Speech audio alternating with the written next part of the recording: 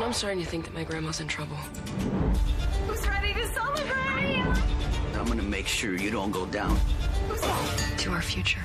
General Hospital.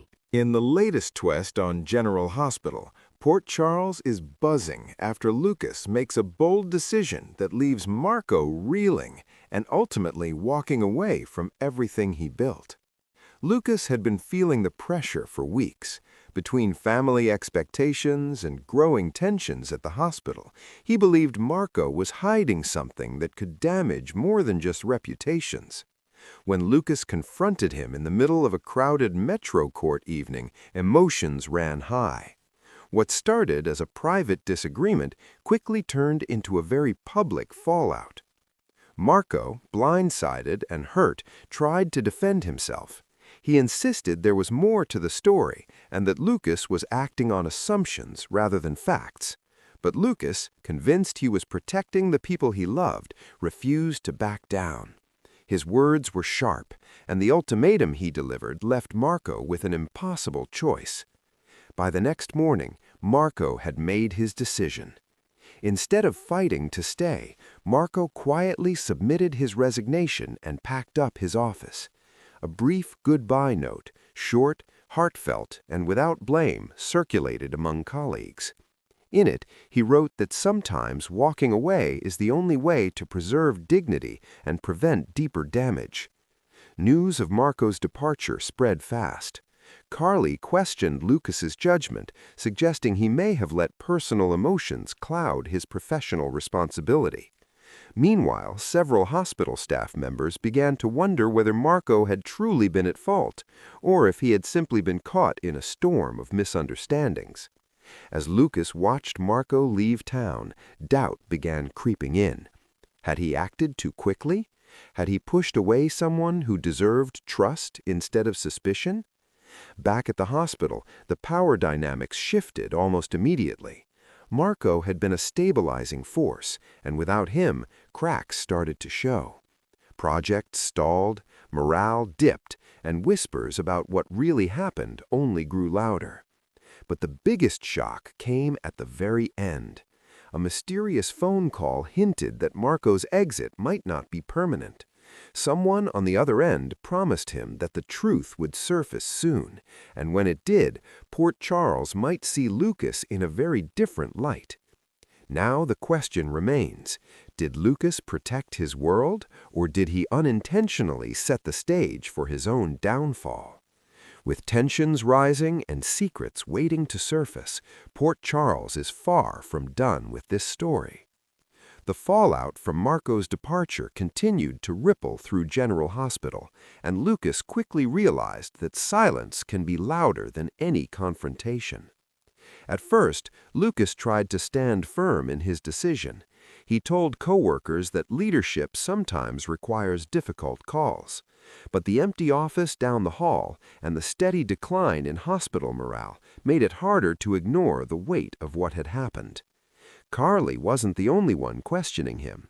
A senior board member quietly informed Lucas that donors were uneasy about the sudden shakeup. Marco had built strong relationships behind the scenes, and his absence was already being felt in ways Lucas hadn't anticipated. Meanwhile, Marco settled into a temporary apartment out of town. Though he told friends he needed space, it was clear he was waiting. The mysterious call he received before leaving replayed in his mind. Someone had promised documentation, proof that the situation Lucas reacted to wasn't what it seemed. Back at the hospital, that proof began moving closer to the surface. A hospital IT staffer discovered irregularities in the files Lucas had used as the basis for his accusations. Timestamps didn't match. Access logs had been altered. What Lucas believed was undeniable evidence suddenly looked manipulated. When the staffer hesitated about bringing the discovery forward, Carly stepped in. She urged transparency, reminding everyone that reputations and careers were hanging in the balance. Lucas was blindsided when he was shown the inconsistencies. His confidence cracked for the first time. If the information had been tampered with, then someone had deliberately set Marco up and pushed Lucas into a public mistake. The bigger question became, who benefits from Marco being gone? As whispers turned into quiet investigations, alliances began to shift. A rival administrator who had long disagreed with Marco's policies suddenly seemed unusually calm amid the chaos. Too calm. Meanwhile, Marco received an encrypted email containing partial records supporting his innocence. It wasn't everything, but it was enough to suggest his exit had been engineered. Instead of returning immediately, Marco chose patience. He confided in a trusted friend that coming back too soon would only create more conflict. If he returned, it would be with undeniable proof. Back at the hospital, Lucas faced a crossroads. He could double down and defend his decision, or admit he may have been manipulated. The next board meeting promised fireworks, and if Marco walks back into that room with evidence in hand, Port Charles may witness one of the most dramatic reversals yet. The story is far from over, and Lucas may soon learn that sometimes the hardest part isn't making a bold move, it's owning the consequences that follow. Port Charles barely had time to process Marco's reinstatement before a new ripple of tension swept through General Hospital. The public statement Lucas released was honest, brutally so. He admitted he reacted too quickly, acknowledged the manipulated evidence, and formally welcomed Marco back. While many respected the transparency, others sensed weakness. In Port Charles, vulnerability can invite opportunity, and someone was ready to seize it. Within days, an anonymous blog began posting insider details about hospital board discussions, details that were never made public.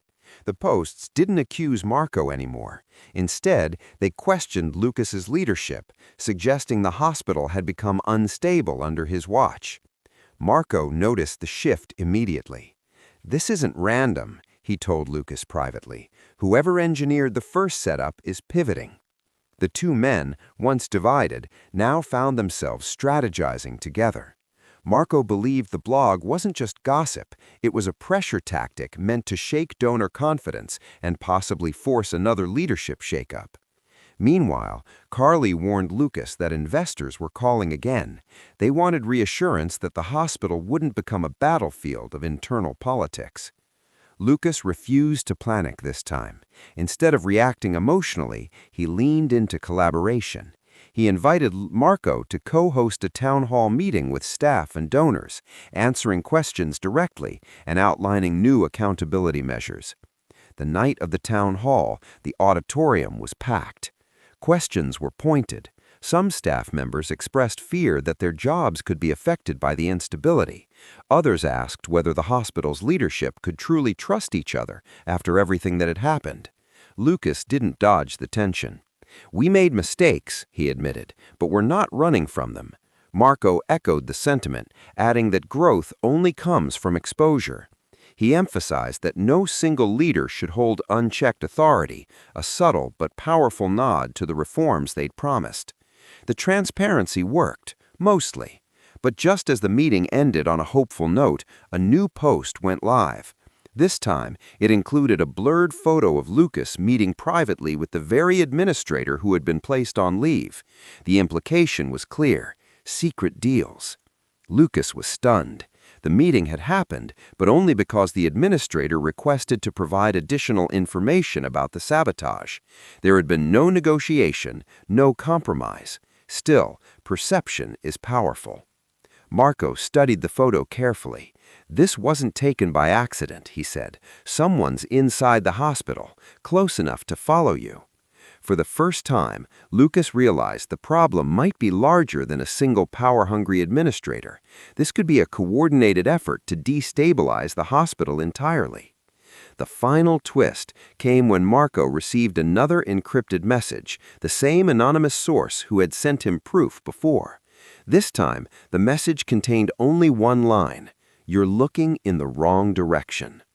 Attached was a financial record showing a major competitor hospital quietly purchasing property near Port Charles months before the internal sabotage began. If a rival institution orchestrated the chaos to weaken General Hospital's reputation, everything suddenly made sense. Now, Lucas and Marco face a new challenge, not just rebuilding trust internally, but protecting the hospital from external forces that want to see it crumble. Old rivals have become allies. Hidden enemies are stepping into the light. And in Port Charles, the next move